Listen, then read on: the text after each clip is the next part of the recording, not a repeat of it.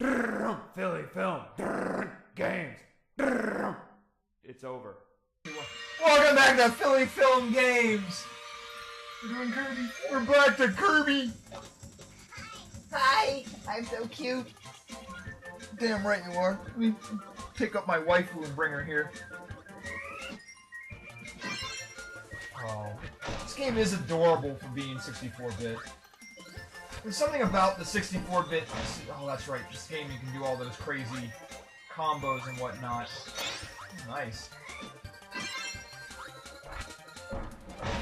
Nice.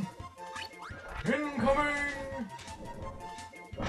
Papa was a rolling stone. Wherever he laid his head was home.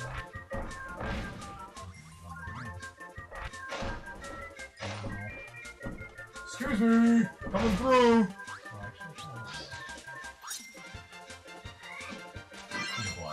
Yeah, why not? Need anything. Let me show you my face! Yes.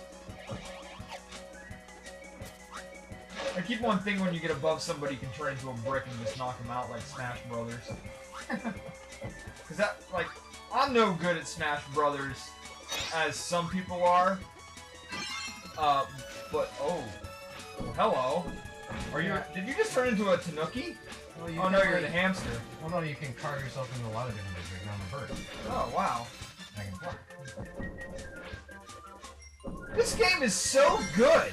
Like, I am surprised that this game does not get the recognition that I think it deserves, because this is pretty innovative.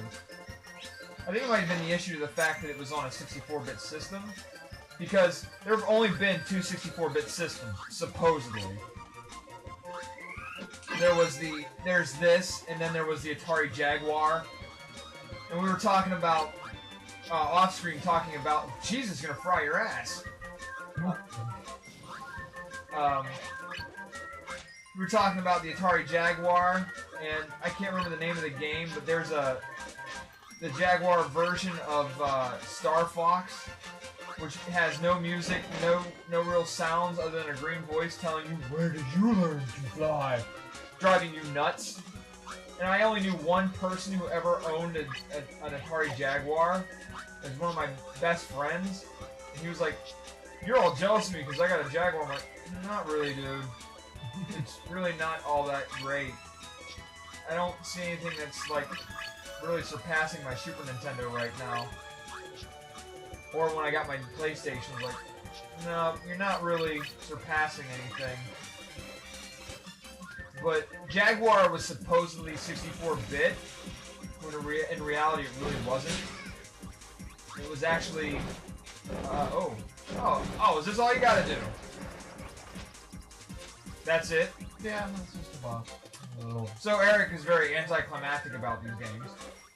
Oh wow, that's a nice point of view. That's neat.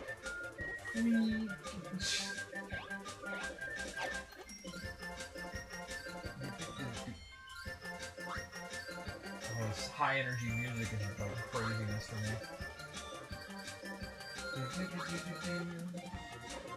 Wow. I feel like I should be doing some polka dancing right now. Wow, you got some eyes. I didn't even see that. But then again, you've proved time and time again that you got reflexes like a cat. And... Oh, candy. Yes. Uh-oh, look out. Sugar Rush Kirby. The unstoppable. Coming at you like a pizza delivery boy with 30 seconds to spare. Oh man, I can't believe I remember that now. It comes from two things. One, back in the day, I think Domino's Pizza started it, where, oh, I'm gonna miss. You're gonna line on the same. We're going for an extra life. oh. Oh, you don't get to keep all the lives you had? Nope, you start at 2 again every time you come back to this. No. Wow. Okay. got an extra life, didn't you? Yep, I did not. Oh. Come on, Baldy, push me. Faster. Move, manservant! Jump! Here we go! Okay. Is it this? Aha! Dude, Wow.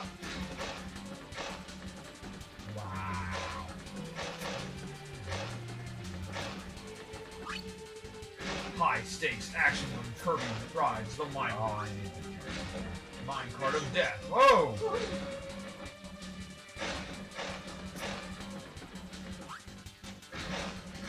Jeez. Totally on top of everything.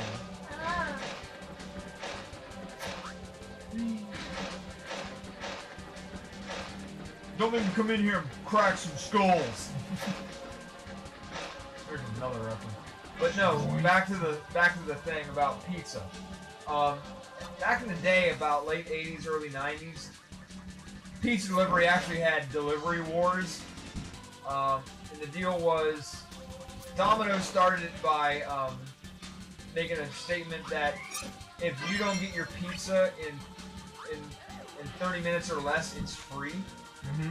So there were a lot of delivery-related fatalities on the road for a while because the trying to keep up with that sort of demand got a little bit crazy. And there was another. There was a. Before Living Color came on, Fox used to put on anything, and I do mean anything, just to fill up airtime. They had nothing. And Sunday evenings they would put on stand-up comedy. I think one was called The A-List, and it was always some dopey MC, and then like 3 comics who, 3 or 4 stand-up comedians who would give their whatever stupid comedy that was, it was edgy for 89, but in reality, nice. Edgy for 89, but really not all that bad. And the opening to one of them, one of the times it came on was, oh no, it's called The Comic Strip. That's right. The A-List was another one that I remember, but the comic strip had this thing where they were like introduce the show. And it'd be like, coming at you like a pizza delivery boy, 30 seconds to spare, it's the comic strip! Like back then I thought that was kind of funny, but when I think about it now, I was like, oh my god, that's so bad. And like the one... Uh-oh. Here we go with Jedi Kirby. Yep. Sith. More like Sith Lord Kirby. Not too many, Kirby model. Yeah. Not too many Jedis had the dual. I'm not sure any of them did actually. I don't know of any. Yeah. Although there was a Sith Lord that had the most insane one of all, which was like lightsaber nunchucks. Really? Where was this? It's on one of the animated like shows versions, but yeah, there is a Sith Lord that has like 2 lightsabers with like a chain. Oh, and Jesus. she could fight with it. Wow. Okay, that thing back there looks like you destroyed. Can you do that? If I had the rock and the bomb power, that's how you can tell which one's me. Ah, okay.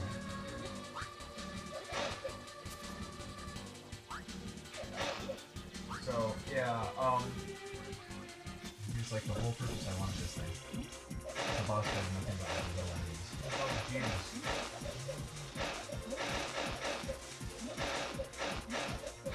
So you can so you can do your safety dance. Yeah, pretty much. Because you can dance if you want to. You bring your friends behind. Your friends don't dance, and if they don't dance with them, no friends of mine. So going back to the late '80s again, the comic strip is what sort of started me into stand-up comedians. And I'll never forget one of the first comedians I ever heard, or at least remember very well, was this guy named Dennis Wolfberg. This dude freaked me out because when he would tell his jokes, he also had these facial expressions. So his face is very animated. And it's like I think to emphasize certain jokes, his eyes would make his eyes bulge out of his head. Yeah. And back then I thought he was funny because the comic strip told me he was funny because he had won Best New Comic of like 1988. I was like, oh, he must be funny, and I watched him. He really wasn't. I watched him on YouTube not too long ago. He really was not that funny. Like, the only thing he actually said that was somewhat funny was this joke about, he had 2 children, and so he had an older boy and a younger girl. Apparently, he was, bathing his daughter, and, oh jeez. And that his, boy's natural curiosity, he saw his sister in the tub, and he's like, where's her junk? So he's like, well, gee, how do I handle this situation? So he came up with a quick story and said she lost it in a boating accident. And he's like, well, now my kid won't get anywhere near a boat. I'm like, No? no? Okay, like, that's the closest thing to funny that he had. And that's not even all that funny. No. So it was like, what the fuck was I thinking when I was 11? This is shit. And then I got better at it. I discovered, like, Sam Kinison and Bill Hicks. Bill Hicks to me is still funny, even though it's been 20 years since he died. He's still, like, one of the best that I've heard. Carlin always made me laugh.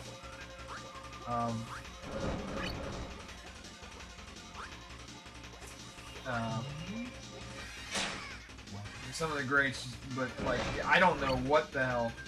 And that's where I learned, oh, what was his name? He just died too. The devil was his name. He was big and fat. His whole, are you gonna make that? I think it's pretty safe to say that Kirby can't die. Unless you, like, run into everything. You cannot die. Kirby is, like, overpowered. For everything.